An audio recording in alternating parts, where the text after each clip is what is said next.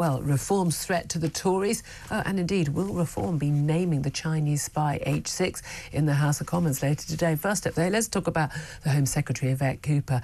She's been out and about doing various interviews and talking about, oh, isn't it terrible, hand-wring about all these Channel migrants coming over to Britain and inability to get rid of an awful lot of them.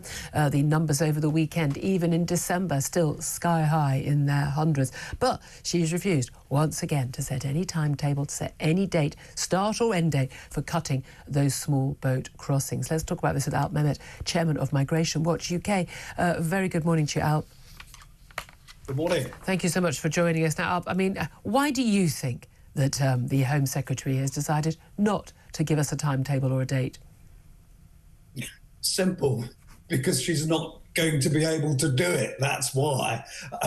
Keir Starmer, in his not a reset speech, effectively said that. He may as well have said it. He said, I'm not going to give you a target or a date because you'll notice when I fail and you'll only keep on about it. Yeah, I mean, he didn't. It wasn't one of his six milestones deliberately, because he didn't want to set himself up like Rishi Sunak with his stop the boats. But it was really interesting. In asked about this yesterday, Yvette Cooper repeatedly said in an interview, she said, look, I don't think that the public want us to set these arbitrary deadlines, these arbitrary numbers. Well, exactly. I just thought, no, what we don't want is politicians to set them and then fail to deliver on them.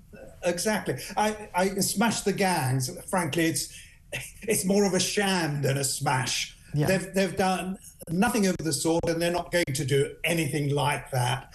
The gangs won't be smashed.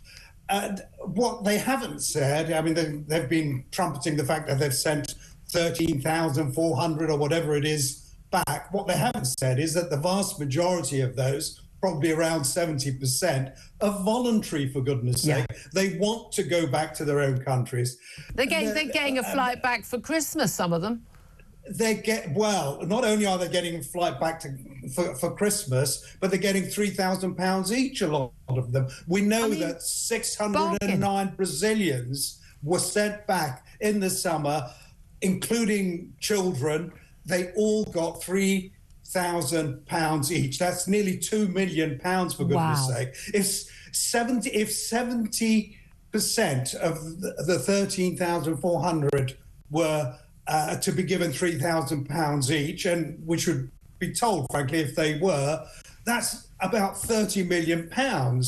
Wow. And basically that is just a bribe. It's literally, can you get on the plane without us having to drag you kicking and screaming and peeing? It is a bribe, because they want to go back anyway. But if they hang out and say, well, I'm not going to go unless you give me the money, they say, well, here we are. Here's £3,000. It is absolutely extraordinary, I think, to most people. You might argue, oh, well, if they refuse and they did the appeals, it would cost us more. I don't care. It's the principle of the darn thing that matters, isn't it? I mean, this is it. Well, we know that the Tories lost complete control over this. Labour lost control of it before the Tories. Tories lost control of it. Labour, I don't know anyone who thinks that the Labour Party has either the will or the means to actually deliver on this issue at all. Well, they certainly haven't given any indication yet that they have the wherewithal to do it. They haven't got a clue, frankly. That's why numbers are, even in December, shooting up, as they often do. But 35,000 people already crossed the Channel.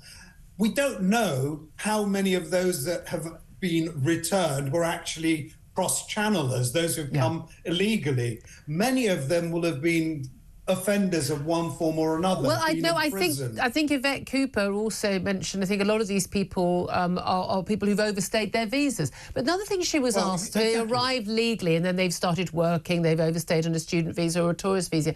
So what was really interesting, actually, is she was asked, do you have any numbers, I think by Trevor Phillips on Sky, do you have any numbers for how many people are here illegally?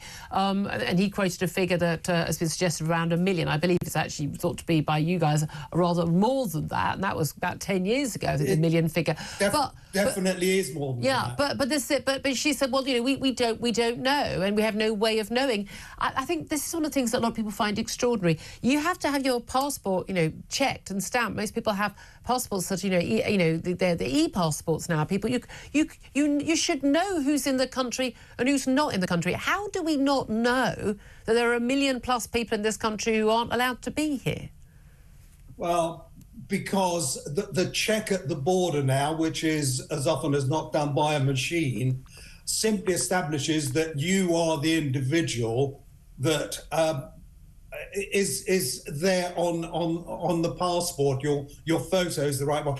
When you go through, all that happens when your passport is checked by electronically is that, yes, this is indeed Julia Hartley-Brewer, and she is the rightful holder of this passport. There's no permission given to come in as such. They can't have a note in, so someone who arrives on... No, but more importantly, Juliet, there's no record kept. No, exactly. That's the whole thing. That's the thing, is I don't understand in this modern day and age why they can't have a record so that, whoever it is, John Smith arrives, you come in this country, and he's got a stamp, he's allowed to be here for 3 months, that there isn't someone that automatically flags up after 3 months, and if at that point he's going in and out, or he's flagged up anywhere at any point, that he's not instantly picked up. I don't understand when we are constantly...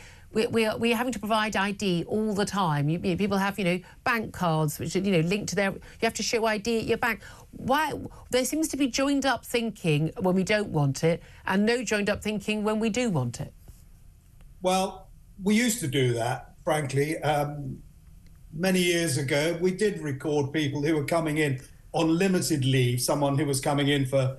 to work, someone who was coming in to study. That was recorded, and when they left, then they completed a little embarkation card, and the information there was married up with the information when they entered.